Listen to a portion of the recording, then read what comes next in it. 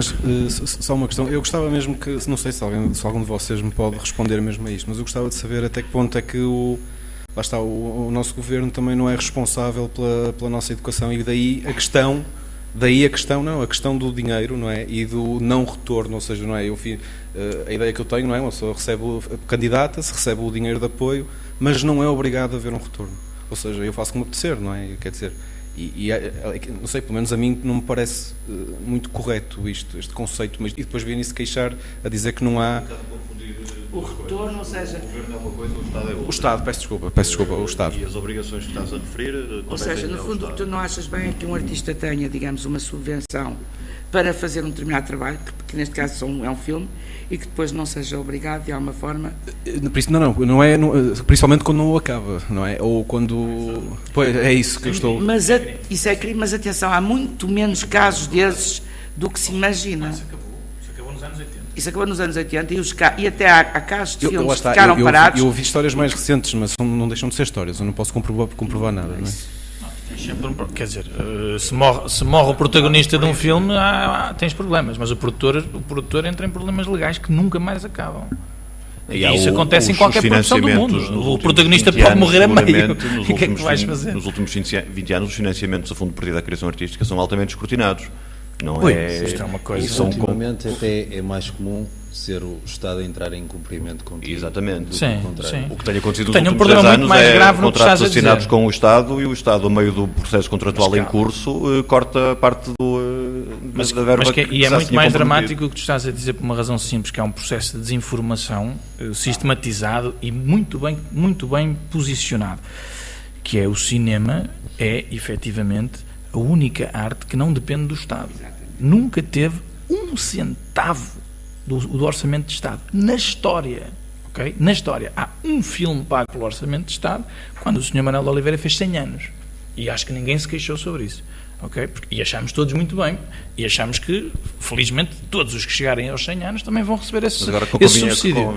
Eu sei porque é, mas a questão é o financiamento, que é muito mais grave. O Estado português ganha dinheiro com o cinema português, da mesma maneira que ganha dinheiro com a capital europeia da cultura a rodos. A malta acha é tudo ao contrário, a malta não sabe de nada, porque há uma cortina de fumo de desinformação.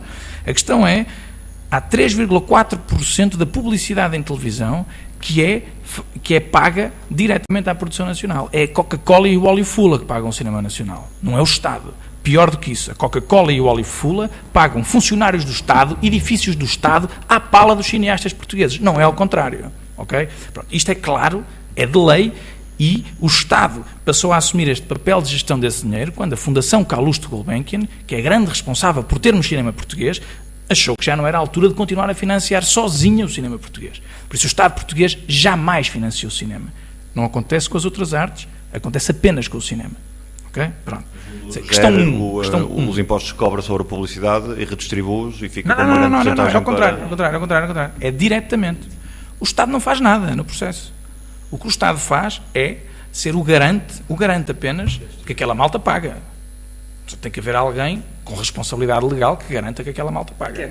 Que é o problema da nova lei do cinema. A nova lei do cinema é claramente ir tirar aos ricos para dar aos pobres. É claramente isso.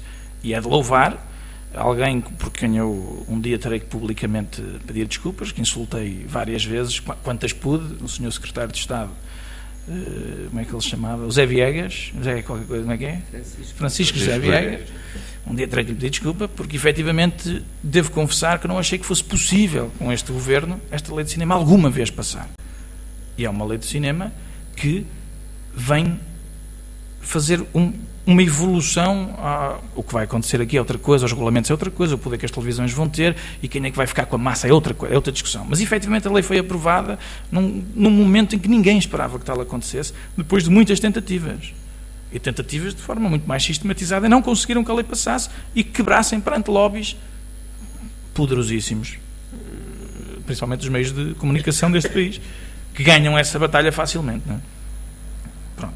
A questão é, no meio disto tudo, a nova lei do cinema pressupõe é que haja mais gente a dar dinheiro, porque a lei não passou para as operadoras de cabo. Pronto. A Sport TV não quer pagar, porque acha que está acima da lei, porque há 2 irmãos Oliveirinhas que têm coisas como o Jornal de Notícias, o Diário de Notícias, e fazem campanhas vergonhosas de desinformação sobre o cinema português, mas acham que estão acima disto, e que já que passam jogos de futebol, não têm que pagar para estes bandalhos fazerem filmes, não é? Pronto. Felizmente, esses senhores, até ver, perderam esta guerra num processo natural e democrático, mas eu já vou muito à frente, não é? Peço desculpa. Não, estava só. Também, gostava também que o Arthur falasse um bocado da experiência dele, não é? Que ele há bocado, eu fiquei interessado porque tu tinhas começado a falar um bocado dos teus projetos, só que depois também não desenvolveste muito. Não sei, acho que muita gente não tem noção, mesmo gente como eu que tem um mínimo de interesse. Pronto, não sei o que és de Olá, boa tarde a todos, sou o João. Eu tenho várias questões, eu não sou nenhum cineasta, nem. Eu gosto de cinema porque faz-me sair um bocadinho da realidade onde eu estou. Sei que estou no meu sofá e estou a ver um filme, mas às vezes esqueço-me dos meus problemas e esqueço-me, se calhar até me esqueço o que é que eu tinha para fazer, seja o jantar que está no forno ou os meus afazeres, mas sei que gosto. E muitas vezes a informação chega-me a mim porque ou eu estou no metro e ouço, ei, já ouviste aquela cena de eu sou o Zé Pequeno, cara, não sei o que, sei o que mais, e a informação chegou-me a mim e eu quero saber quem é esse Zé Pequeno, e depois vou saber que é o Cidade de Deus. Ou porque o que mais me questiona é que eu nunca ouço, seja no metro, seja no café, seja no meu trabalho, seja a minha namorada, seja os meus familiares, a falarem de ti, eu peço desculpa, a minha ignorância, eu sou terrível com nomes, mas eu não vos ouço, eu não ouço ninguém a falar de vocês.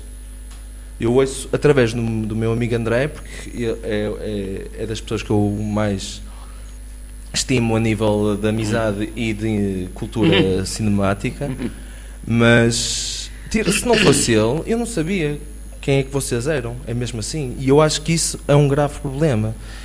E que, pois, também é verdade que eu posso me interessar mais e posso ir ao Google e escrever no Wikipedia, ou o que seja, isso é um facto, é verdade, mas eu acredito muito no poder de boca a boca, e se a coisa é boa, se a verdade é boa, ela flutua, vem ao de cima, e eu é raro. Não sei se é bem assim. Esse pressuposto é completamente errado. É porque isso... Não, isso... Sim. Se não era verdade, vem ao de cima. Peço desculpa. O que é bom ou vem ao de cima ou é abafado. Geralmente é assim. Ou... Não, no nosso caso existe de forma discreta. Mas eu vou-vos ser honesto. E comunicação é comunicação, isso é outra conversa. Eu muitas vezes estou a ver o Canal 2. Mas eu percebo o que estás a dizer. Eu muitas vezes estou a ver o Canal 2 e estão a dar filmes portugueses. E o clássico, muitas vezes o que acontece não foge, lá está, dessa palavra, do clássico. Parece que há uma grande tendência de um fio condutor dirigido para fazer o tradicional. Eu dou-vos um exemplo. Já houve várias vezes que eu estou a ver um filme português, estou a tentar ver o filme português, e estou a vê-lo no Canal 2. E aquilo já me está a chatear um bocado, porque está o mesmo plano já há 2 minutos. E eu penso, ok, isto tem uma analogia diferente, isto vai ter alguma mensagem, eventualmente, subliminar, vem a ver. Mas eu tenho a certeza que vou fazer um zapping, e quando o zapping acabar e chegar outra vez ao Canal 2, vai estar outra vez no mesmo plano. E isto depende muito de gostos, depende muito de interpretações, mas eu acho que nós temos uma tendência dramática, teatral. Eu não estou a dizer para nós fazermos coisas Hollywood ou para nós fazermos coisas... Não tem nada a ver com isso, mas o ritmo está dentro do nosso corpo. Nós temos um coração constantemente com ritmos diferentes, sejam altos, baixos, mas está sempre ritmado. E o que vem à minha visão do cinema português, infelizmente, é um ritmo demasiado lento. Dá-me sono às vezes. E eu se tenho sono, eu vou para a cama, não vou pagar para ir dormir, por exemplo. eu posso estar a ser muito extremista, eu não, porque lá está, volto a falar, eu não tenho assim tanta informação, mas eu estou a falar de informação que chega aos meus olhos ou aos meus ouvidos, e eu acho que aí é que está a grande gap, a grande falha, porque parece que há, eu agora vou exagerar, Mas deixa-me só interromper, peço desculpa, só para pegar nisso que estás a dizer. Tudo bem. Que é uma coisa muito simples, que é, efetivamente, eu percebo tudo o que estás a dizer e consigo perceber qual é a linha que tu estás a referir. Ok. A questão é, o cinema português nunca foi tão dispar ou multifacetado como hoje. Quer dizer, a coisa nunca foi a todo... Nunca houve tantos tipos de cinema português. Isso já não existe, isso que estás a dizer. Essa linha existe, obviamente, e ainda bem. Mas existe muito mais do que isso. E de forma radicalmente oposta. Ou seja, há de tudo. E isso é que é fundamental. Porque a evolução do cinema português não é... E o evocar a Sociedade de Deus é muito comum neste tipo de discussões, por acaso. Foste buscar o exemplo ótimo para eu poder pegar contigo. Mas efetivamente, a questão é... O cinema português, hoje... Não é? Obviamente, quando se faziam 2 filmes por ano, é mais fácil classificar, não é? Quando tu tens...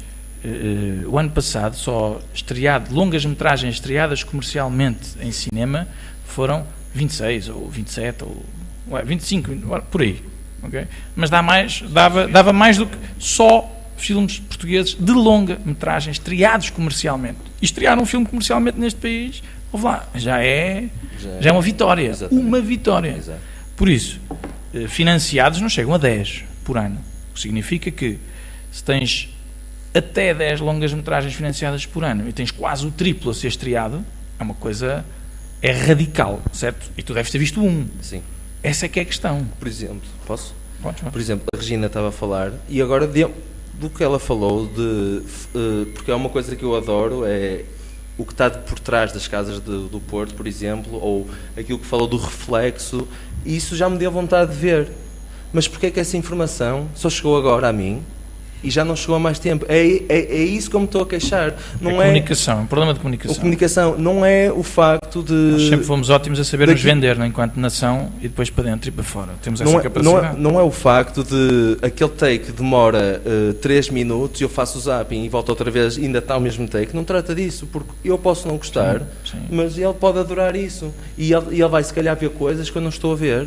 Peço desculpa. E tu, à quinta-feira, vais ver esse plano de forma diferente do que vês a um sábado à noite. Ou do que vês a uma segunda de manhã, ou as quintas-feiras, as tuas não são todas iguais. Por isso, essa percepção não é assim, porque tu, felizmente, não és isso. Exato. És muito mais do que isso. Mas vou-te ser honesto, em geral, de pessoas, minhas amigas, ou de pessoas que eu não conheço, que acabei de conhecer, e se vem à conversa do cinema português, parece que estamos a falar de teatro clássico. E não cinema, em geral. Mas aí, desculpa só dizer, Pois é, o problema provavelmente não está no cinema, está... Lá está, na não te comunicação. quero apontar o dedo, não, está em ti também, porque não procuras os canais certos de divulgação nem de comunicação, porque, Mas deixa-me só dizer, estou a fazer uma pergunta. Sim. Já ouviste falar de um fenómeno chamado estrondo, ou lá como é que se chama? Já. Estás a ver? Porquê? Eu nunca vi isso no jornal, nunca vi isso. Mas pá, são uns gunas que andam para aí a fazer vídeos na internet, que é uma coisa pá, inqualificável, mas tem 3 milhões de views ou sem dúvida. Mas é assim, em em termos coisas do bullying, não é isso? Não. É uma curta-metragem. Não nos chamamos curta-metragem. Pronto, peço desculpa, pronto. Não sei, é uma instalação. Não é instalação, pronto. Mas eu não tenho outra palavra, não sei se queres usar outra, pronto. Mas é uma curta-metragem que, assim, se tu analisares em termos artísticos, técnicos, é óbvio que não vale a pena. Mas é que aquilo tem qualquer coisa que as pessoas gostam. E isso é essa tal coisa. Obviamente. Porque tem 1 milhão de views e criou já. Não é? Quer dizer, 1 milhão de views para uma curta portuguesa. Agora, isso a mim não me diz muito que as pessoas gostem, porque o Hitler foi adorado, sabes? Isso aí, pronto. Para mim não é nenhuma, por exemplo, depois também não é nenhuma coisa. Agora, eu percebo o que ele está a dizer. Nunca ouvi falar do Regina Guimarães. Isso é muito normal. Mas quer dizer, nunca ouvi falar do Rodrigo. Produz muitos, não produz só os filmes dele, produz outras pessoas. É que isto é um bocadinho desesperante. Mas também tem a ver, lá está, com essa coisa que eu falava no princípio, que é o amor. Ou seja, quantas pessoas é que se ocupam em pensar assim, ok, meu camarada Rodrigo faz filmes e faz filmes porreiros e faz filmes de outras pessoas. Eu vou falar deste gajo, não sei o quê, e vou falar dele quando for ali, e vou... Esta coisa de eu querer muito que as coisas existam, porque eu acho que elas são boas, é uma coisa que nos tem feito falta, não é? Porque estamos demasiado confinados nas nossas pequeninas preocupações, que vão durar pouco tempo, que estamos todos de passagem à face da Terra. Isso faz falta em Portugal, porque é um bocadinho obtuso que num país tão pequeno não haja, de facto, mais essa... Não é patriotismo, mas essa coisa, essa fúria de viver, essa fúria de estar cá. Agora, eu, pela parte que me toca, eu fico muito contente que sejam as senhoras e os senhores de Viana do Alentejo, que eu vou buscar ao Ecomarché, que todos eles me conhecem. E nem sequer é a minha terra. Lá no Alentejo, para mim, é completamente estrangeiro. Aquilo é o Norte da África para mim. Pronto. Não interessa. Small is beautiful. Isso não me angustia. Angustia-me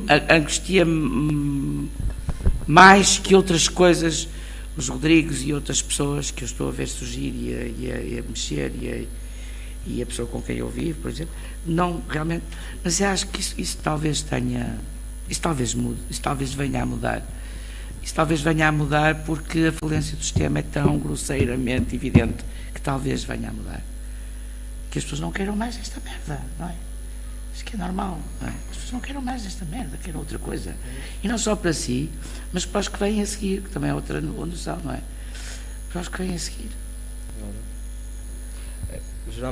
Basicamente, para terminar, ok, é só a falar outra vez do ritmo, porque o take de 10 minutos pode estar ali 10 minutos parado, mas pode ter um ritmo inacreditável. Mas eu não sei porque é que eu tenho essa informação integrada dentro de mim, lá está. Primeiro porque não procuro, é óbvio, mas eu não preciso de procurar para a verdade ou a informação chegar até mim. E lá está, volto a frisar outra vez, eu acho que é mesmo essa falha que existe no nosso país, que é só se fala do que não interessa, ou seja, o que realmente interessa. Por exemplo, ele disse-me agora que houve 50 filmes que foram num festival. 30 filmes. Pronto, se calhar essa informação chegou a mim, mas se calhar chegou-me uma vez e uma vez não me chegou para despertar. Se calhar se fossem 5 ou 6 ou 7 pessoas a falar disso, tipo, alto lá. Há uma música que eu gosto muito do Otis Redding, que é Do What 10 People Tell You to Do. Ou seja, se ele me disser, ou ele disser, e a Regina disser, pronto, eu não sei se vou ligar muito. Agora, se já são 10 pessoas a falarem da mesma coisa, há aí um padrão, há aí alguma coisa. O que tu tens que fazer é passar a ser dessas pessoas que vai dizer aos teus amigos, vai ver. Por isso vais ter que ser tu o primeiro a fazê-lo. Sim, mas eu também para o poder fazer... Vai tu e depois influencia os teus amigos, que isso é que é importante.